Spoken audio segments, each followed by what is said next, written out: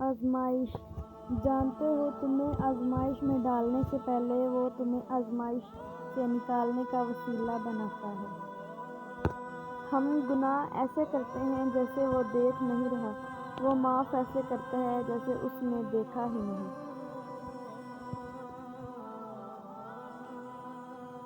اپنے رب سے دوستی کر لو، یہی وہ ذات ہے جو کبھی آپ کو تنہا نہیں چھوڑتی۔ یا اللہ، میں تجھ سے مانگتا ہوں ایسی معافی جس کے بعد کوئی گناہ نہ ہو، ایسی ہدایت جس کے بعد کوئی گناہ نہ ہو، ایسی صحت جس کے بعد کوئی بیماری نہ ہو، ایسی رضا جس کے بعد ناراضگی نہ ہو۔ تھوڑی سی تھکاوٹ کے لیے نماز نہ چھوڑو، اے مومن، ان سے کچھ سیکھ جنہوں نے جسم پر خنجر ہوتے ہوئے بھی آخری سجدہ نہیں چھوڑا۔ اگر کامیابی چاہتے ہو تو نمازی بن جاؤ، کیونکہ نماز کے بغیر کوئی بھی کامیابی ممکن نہیں۔ نماز محبت سمجھ کر ادا کرو گے تو اللہ تمہیں دوسری نماز کے لیے خود کھڑا کر دے گا۔ سر جھکانے کی خوبصورتی بھی کمال کی ہوتی ہے، سجدے زمین پہ کرو تو دعائیں آسمان تک جاتی ہیں۔ اور سجدے میں جا کر اللہ سے بات کی تو پتہ چلا کہ وہ آزمائے گا مجھے دنیا کی ہر محبت دکھا کر اور پوچھے گا بتا کون ہے تیرا سوائے میرے۔ سر اٹھا کر بھی دعا مانگنا جائز ہے، مگر سجدہ کر لیجئے، تاثیر بدل جائے گی۔ پانی اور نماز ایک جیسے ہیں، پانی محتاج نہیں پینے والوں کا اور نماز نہیں محتاج پڑھنے والوں کی، دونوں کے لیے پیاس ضروری ہے۔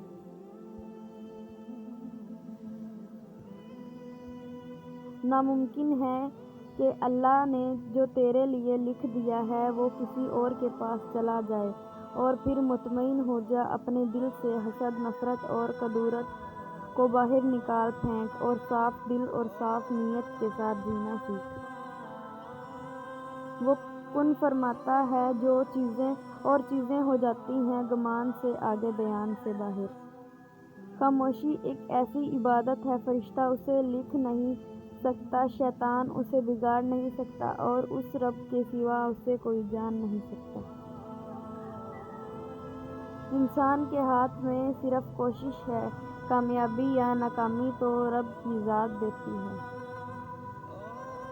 کیا تم نہیں جانتے آسمانوں اور زمینوں کی بادشاہت صرف اللہ ہی کے لیے ہے، اور اللہ کے سوا نہ کوئی تمہارا دوست ہے اور نہ کوئی مددگار۔ سورۃ البقرہ 107۔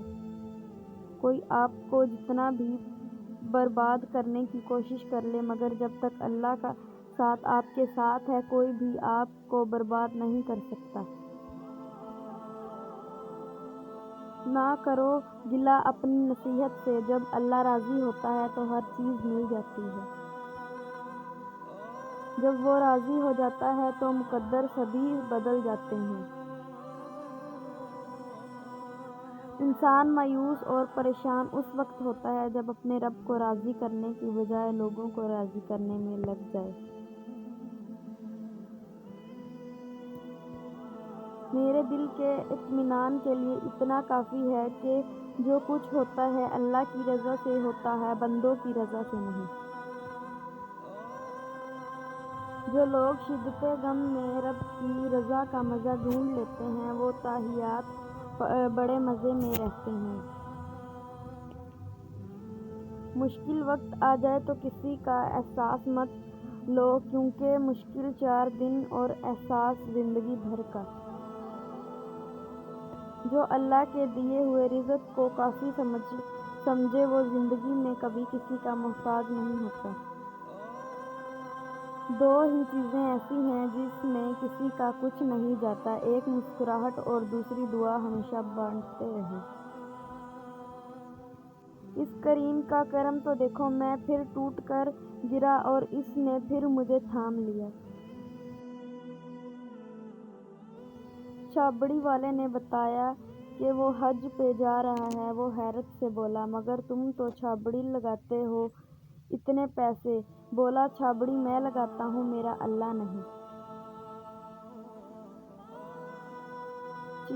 چیخ و پکار انسان کے وقار میں کمی کا باعث بنتی ہیں۔ لوگوں کو اپنی خاموشی سے خوف زدہ کرنا سیکھو۔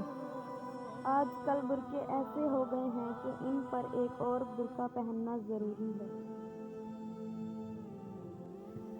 لوگ کہتے ہیں 7 ارب کی آبادی میں ایک شخص اچھا لگے تو وہ بھی نہ ملے، خالق شکوہ تو بنتا ہے۔ میں کہتا ہوں 7 ارب کی آبادی میں اس کی خدائی کے جلوے دیکھ کر تو خالق کو چھوڑ کر مخلوق کی جستجو کرے، خالق شکوہ تو بنتا ہے۔